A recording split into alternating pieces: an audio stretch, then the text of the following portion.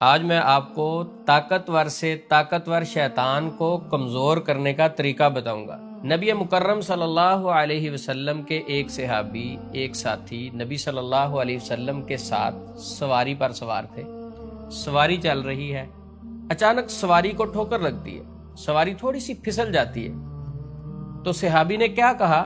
تعس الشیطان، شیطان ہلاک ہو، برباد ہو۔ نبی پاک سواری پر سوار تھے تو فوری زبان سے صحابی کے کیا نکلتا ہے کہ شیطان ہلاک ہو۔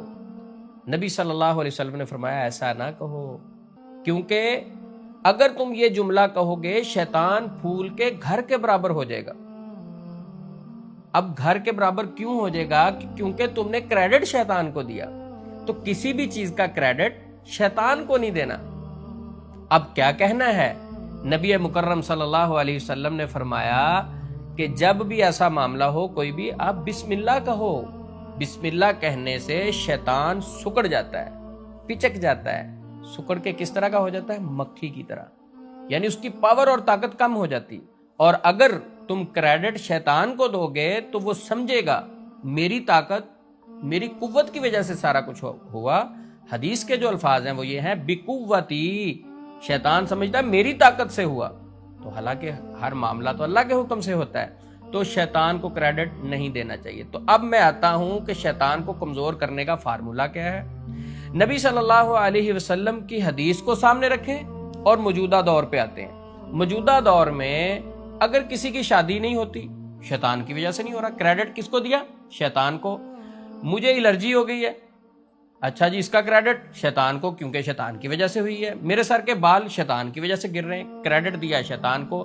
ہاتھ سے برتن گر گیا، یہ جی شیطان کی وجہ سے گرا، کریڈٹ دیا شیطان کو۔ اب کوئی بھی معاملہ ہے، وہ بزنس کا ہے، وہ صحت کا ہے، وہ کسی بھی حوالے سے ہے، کریڈٹ جب ہم شیطان کو دیتے ہیں تو شیطان پھول کے گھر کے برابر ہو جاتا ہے۔ اچھا چلے ایک مریض تو کریڈٹ دیتا ہی ہے شیطان کو، کیونکہ اس کے پاس علم نہیں ہوتا، نالج نہیں ہوتا، تو وہ علم کے لیے جاتا ہے علاج کرنے والوں کے پاس، کیونکہ ان کے پاس تو قرآن و حدیث کا علم ہے، کیونکہ تو وہ تو گائیڈ کرنے والے ہیں۔ تو عامل حضرات کیا کرتے ہیں، ذرا ان کی کارستانی بھی آپ کے سامنے رکھتا ہوں۔ سارے عامل حضرات ایسے نہیں ہیں، اللہ کے نیک بندے بھی ہیں۔ تو اکثر عامل حضرات کیا کرتے ہیں کہ جب مریض ان کے پاس جاتا ہے، وہ جا کے کہتا ہے یہ معاملہ بھی میرا شیطان کی وجہ سے ہو رہا ہے، وہ معاملہ بھی شیطان کی وجہ سے ہو رہا ہے، تو عامل ان کی پریشانی کو کم کرنے کی بجائے ان کو مزید خوف میں ڈالتا ہے۔ تو سب سے پہلے تو وہ کہتا ہے ہاں جو کریڈٹ آپ شیطان کو دے رہے، واقعتاً یہ سارا معاملہ شیطان کی وجہ سے ہو رہا ہے، ہاں شیطان نے کیا سارا کچھ۔ تو پہلے تو ان کی تصدیق کرتا ہے کہ یہ کریڈٹ شیطان کو دو، حدیث کے مخالف کام کیا، اور اس کے بعد علاج کرنے والے کو چاہیے وہ اللہ اور اس کے رسول کے فضائل بیان کرے۔ وہ اللہ اور اس کے رسول کے فضائل بیان کرنے کی بجائے جنات کے فضائل بیان کرتا ہے، جن یہ کر دے گا، جن وہ کر دیتا ہے، جن فلاں کر دیتا ہے، ہر معاملہ جن پہ ڈالتا ہے، کیونکہ خوف میں ڈال کے دکان چلانی ہے، کیونکہ خوف میں ڈالے گا تو بزنس چلے گا۔ اور ویسے جس معاشرے میں ہم گزارا کر رہے ہیں، رہ رہے ہیں، یہ معاشرہ اس طرح کی باتوں کو پسند بھی کرتا ہے۔ اگر کوئی ڈائریکٹلی سمجھانے کی کوشش کرے، وہ کہتے ہیں اس کے پاس تو علم ہی نہیں ہے۔ علم کس کے پاس ہے؟ جو ہر معاملے کا کریڈٹ شیطان کو دے۔ علم ہم معاشرے والے کس کو سمجھتے ہیں کہ کس کے پاس علم ہے؟ جو ہر چیز کو شیطان پہ ڈال دے، جادو پہ ڈال دے، جن پہ ڈال دے، ہاں یہ معاملہ تو جن کی وجہ سے ہوا، کہتے اس کے پاس علم ہے۔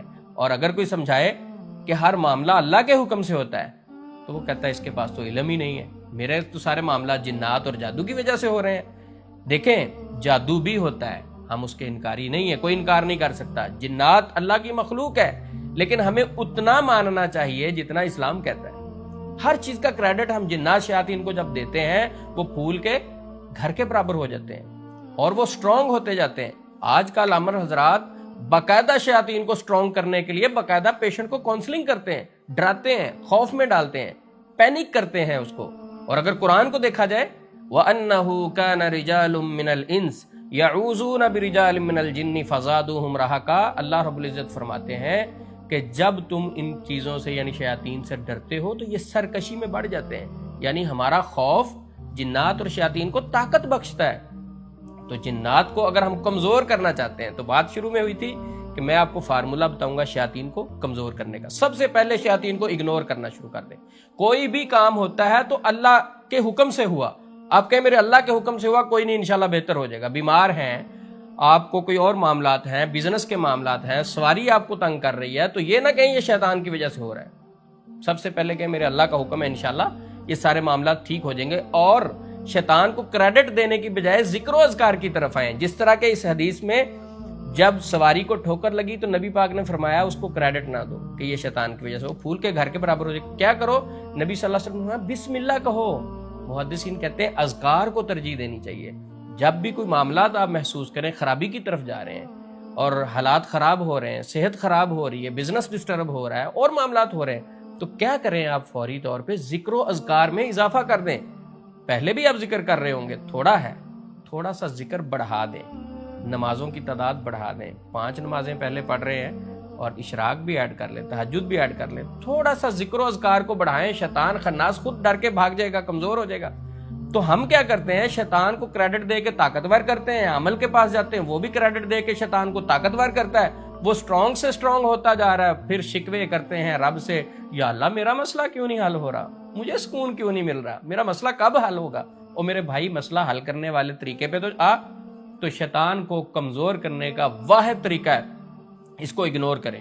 گھر پہ جادو کا مسئلہ زیادہ سے زیادہ ڈسکس نہ کریں، اس کو بند کر دیں، اس کی ڈسکشن، اس کا ٹریٹمنٹ کریں ذکر و اذکار کے ساتھ، رب کے ساتھ تعلق کو مضبوط کریں، رب سے جو دوری چل رہی ہے وہ ختم کریں، رب کے قریب جائیں۔ میں کہوں گا کہ عامل حضرات کے قریب زیادہ جانے کے بجائے رب کے قریب جائیں، عامل حضرات کے زیادہ قریب جانے کے بجائے اللہ اور اس کے رسول صلی اللہ علیہ وسلم کی تعلیمات کے قریب جائیں۔